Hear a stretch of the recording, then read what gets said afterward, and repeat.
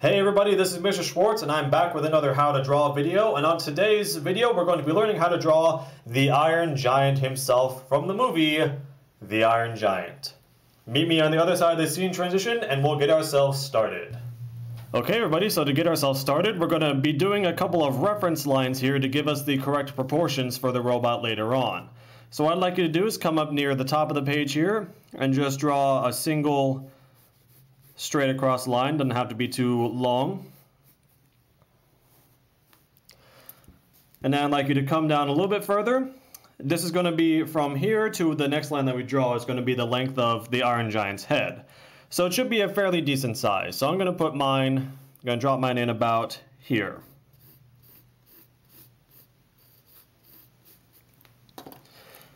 And once you've gotten that taken care of, what I'd like you to do is get a pencil that has a flat edge on it, or really any kind of thing that just has a flat edge to it. And to get the proper measurement for the next part, I'd like you to lay the pencil so that the end of it is up on this line, and then put your finger down where the pencil meets the second line. So you have the right measurement. And moving myself down, what I'd like you to do is come to the second line that you drew and place the flat end of the pencil right on that edge, and we're going to measure down one full measurement and basically a quarter of the ways down on the second time. So I'm going to mark about 1 1/4. So again, you go one full measurement, then you place it back on the point and go to a quarter. So 1 1/4, and then stretch that out into a full line. So now you'll have 3 different lines, and this is going to represent about the middle part of the Iron Giant's chest. So now that we have all that taken care of, I'm going to go ahead and refocus, and we're going to come back to this middle part here to take care of his head. Alright, that's a little bit better.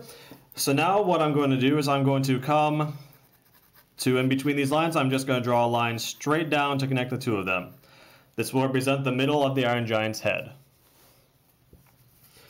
And from here, what I'd like you to do is, we're going to try and draw the sides of his head. Now to do this, I'm going to come out to the edge of the head that I have here, and I'm going to draw a line that starts going straight up, but when it reaches about the halfway point, here is where I need to start having it curve into the rest of the head.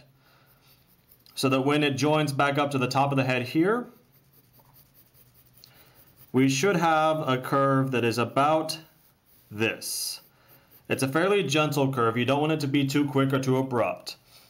And then the tricky part is getting this curve to be the same on the other side. This can take a little bit of practice, so that's why you draw very lightly. And after a few attempts, you should get it just fine. Now that we've gotten that taken care of, let's move on to the rest. What we're going to do is we're going to come to about the middle of the face again, and we're going to draw a line straight across to represent his eye level. Now, the Iron Giant's eyes, again, since he is a robot, not a human being, the eyes are just going to be pure round circles. So, ideally,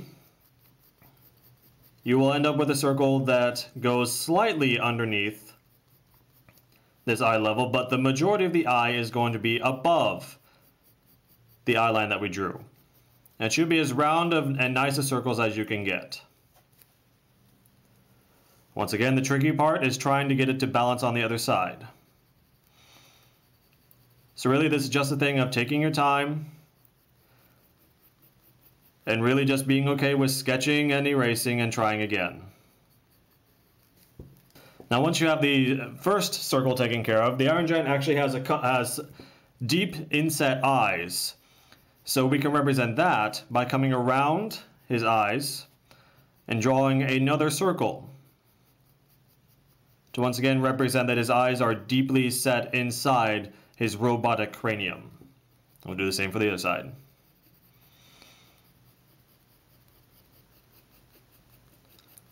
Just quickly drop that in.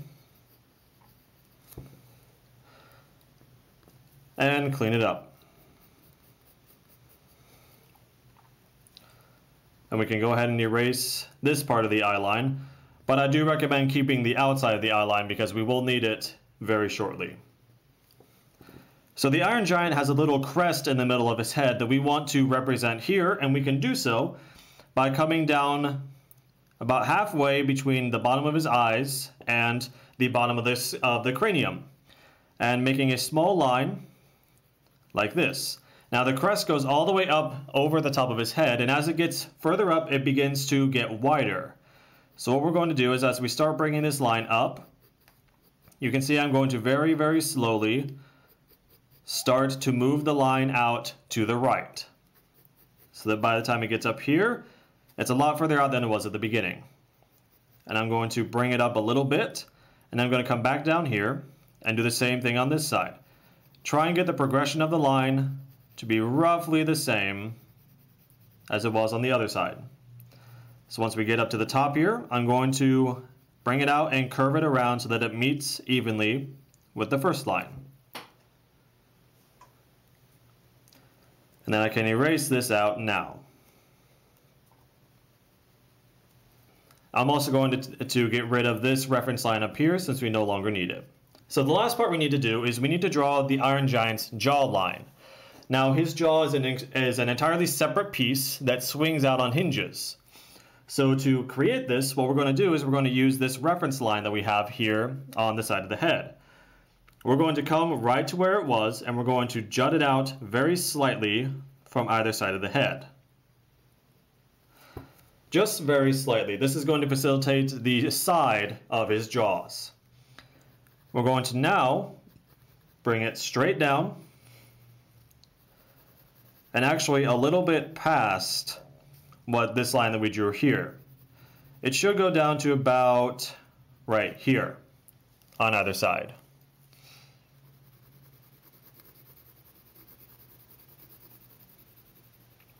Make sure both are relatively even. And now for the rest of his jaw, what we're actually going to do is we're going to draw two sets of lines. One line on each side that goes diagonally to about the middle of the eye's sockets on both sides, and then joins up via a straight across line. So this gives the Iron Giant a very angular jaw, which again fits with his robotic aesthetic design. And now what we're actually going to do is we're going to come back up to this line that we drew for the bottom of his head, and we're going to come slightly above it and draw another line straight across until it hits the edge of the jawline. And then we can erase that reference line out.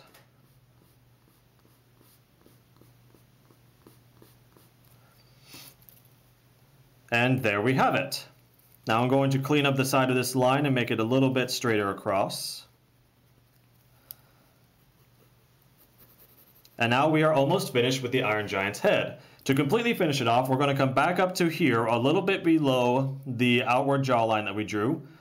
And we're going to draw a simple little rectangle to represent the bolts that are sticking his jaw onto his skull. Try and make them about the same size on both sides. So for example, mine on this side is not, so I'm going to fix that.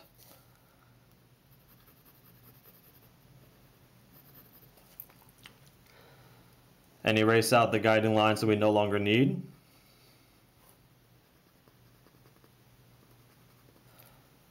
And there we go. Now there is just one more thing we're going to do, and it's probably the only bit of shading that we're going to be doing on this whole thing, just because it'll help out with the eyes. What I'm going to do very quickly is drop in dark shadows around the entirety of these deep set sockets on the outside of the Iron Giant's eyes.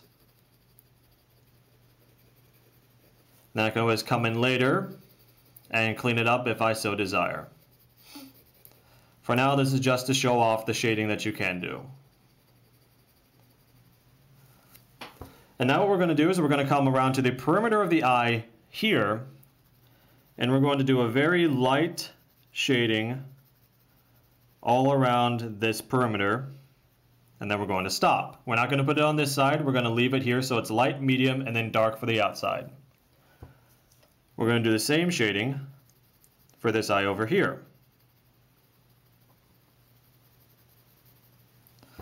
But there we have it. We have the Iron Giant's Head completely finished. So now after the next scene transition, we're going to move down to his neck and the rest of his chest that we'll be seeing on the paper.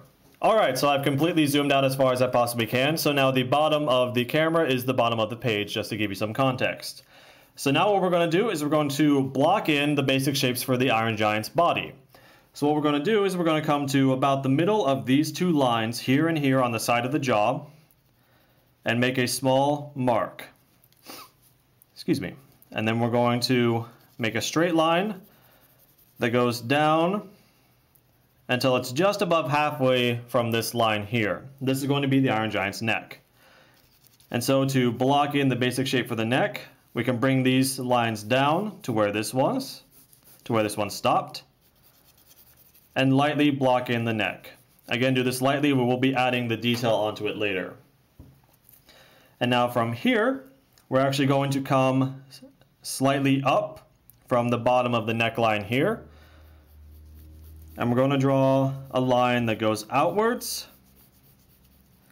to about this length from the end of the page. So again, a little before halfway on the page. And do it on the other side as well. So it's about even on both sides. And now what we're going to do is, this is where this line comes in. We're going to draw a line that goes down on both sides. Again, about halfway between here and here. And then we're going to draw another diagonal line that stops just before the neckline right here. We're going to do it on the other side as well. And then the whole thing gets capped off with this reference line that we drew before. After erasing out the excess sketchiness, we now have the middle chest area of the Iron Giant. And to finish it all off, we can draw another straight line down the middle until it almost reaches the edge of the page, before we draw two diagonal lines that go down at about this angle here on both sides. So you can see it goes off the camera for you. So this is going to be the pectoral area of the Iron Giant. And now we can come back up here, draw another line that goes about halfway between the distance from here to here.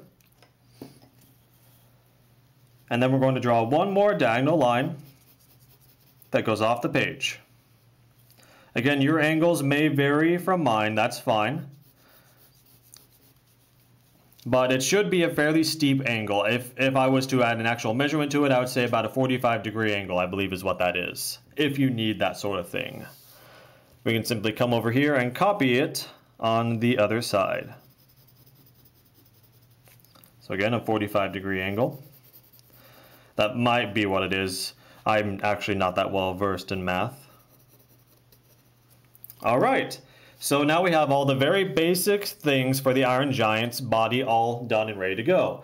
So now we're going to zero in on this area here and add the final details. Meet me back at the end of the scene transition, please. Alright, so we're going to finish off his neck here. So what we're actually going to do is we're going to come slightly below the bottom of the jawline. And we're going to draw a line that goes straight across and meets up on the other side. And now, coming in slightly from the outside of the neck, we're going to draw two very small lines that have about equal distance between them on this side and this side. And now from there, we're going to draw another line. So basically what we've done is we've drawn one metal plate, and then this part here, if I shade it in for you just so you can see, is actually the inside part of his neck. And so the separations of the plates here is what allows him to move his neck. So now we're going to come back to this line that we have here. We're going to redefine the edge and come about equal distance that we have here down to here, and draw another line straight across. And then we're going to repeat the process again, coming very slightly inside. We're going to draw two more small lines, and then a line dividing them once again. So if I shade this in again, you can hopefully see what we're starting to get here. And then just to redefine this side of the line here, don't redefine this line because we're actually going to be erasing it very soon. And then I can erase this little line in between the plates on either side. So there is the Iron Giant's neck. Now I can also now erase this middle line because we no longer require it. And now for this area, it can be a little bit more complicated, but essentially we're going to have 5 different plates that are going to come from the bottom here to the top. And there should be about an equal distance between all of them. So what I'm going to do is I'm going to draw a circle at about this point on this diagonal line. I'm going to draw another circle around this point, another one directly in the middle of his chest, another one here, and another one here. So you can see that there's about an equal distance between each of these. And it doesn't have to be exactly perfect, but essentially the end of these circles is going to be the size of the plates that we're going to draw. So to draw those very plates, we're going to come to this circle over here, and from the side of it, we're going to draw a plate straight up, going from both sides. And once we reach the top here, we're going to go very slightly over, like so. So it emerges above this reference line that we drew before. And then to finish it, a very small little square that emerges over the top of it. The other ones are all going to be done much the same. So in this case, it does need to go up to the same height that this one was as well, just so you know. So therefore, this one is going to go up, and apparently it will go over the plate that we had drawn before. So from our perspective, that's what it looks like it's doing. But again, since this part will be sticking out further on his body, it wouldn't actually be touching his neck region. Repeat the same process here in the middle.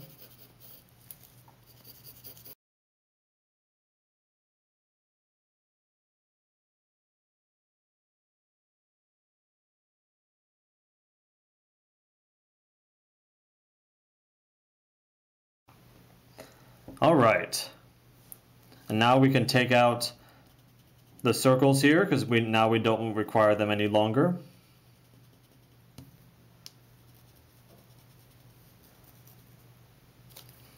And just generally get things cleaned up slightly.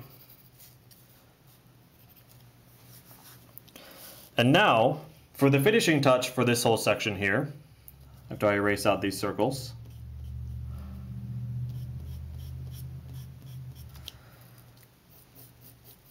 we're going to come to this point over here. We're going to go slightly above, and basically we're just going to draw another line identical to this first line that will follow it all the way around to basically provide an outer rim.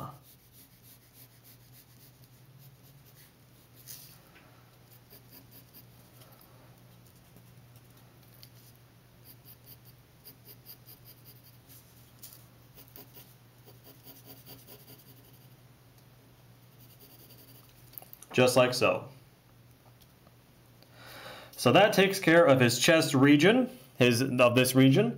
So now what we're going to do to finish everything off is actually just a few more small details. Starting over here, we can come to this small space here and draw 2 more of those little squares that we topped off the other plates with. Here and here, about equal distance from each other, and relatively the same size. This part will stay the same. And I'll just redefine this side of the plate now as well. And now what we can do, once we have this done, is we can come down to this point on the outer rim plate and draw a line straight across. And ideally, it should meet that diagonal line that you drew before. This will give another extra plate to the Iron Giant. And we're going to draw 3 circles, 3 small circles here, here, and here. These will represent the rivets that all go into the Iron Giant's design. And now to finish off the chest area down here, we're going to come to the center line here and draw a simple circle. We can erase that there. And that finishes his chest area up here. And now once we get down to this area here, what we can do is we can come to this point where it actually diverges down, and we can begin drawing another line that emerges from it and gets wider and wider, like this, until it reaches about the point where this second rivet is at. From there, once it reaches this point, we can then make it go at another 45-degree angle up and off the side of the page. And then we can come to about here and draw another slanting line that will go up to meet it. So this represents the bottom of the Iron Giant's pectoral muscles. And then this whole part can actually be used to show the side of the Iron Giant's chest region. We can come to, again, right here where this line started, and we can draw another line that goes off the page. So this will represent where the Iron Giant's side of his chest is, and then it would emerge down to form his midsection. And now all we need to do to complete this area is draw a series of 6 rivets. One here, one here, one here, here, here, and here. And for good measure, we might as well just add one more. So again, roughly equal distance between them, but it doesn't have to be absolutely perfect.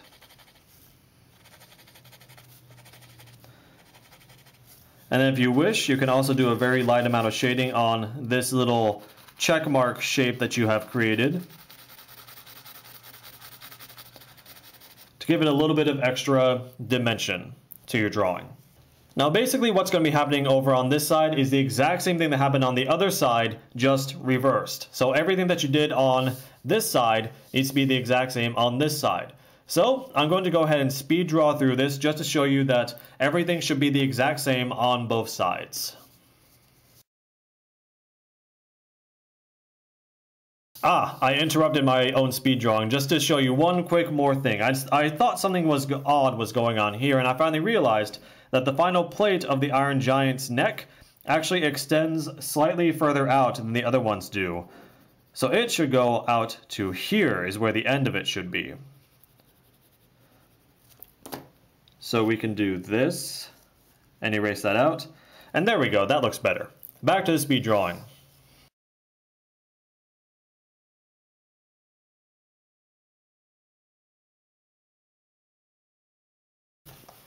And there we have it, everybody. There is the Iron Giant, all finished and looking rather good.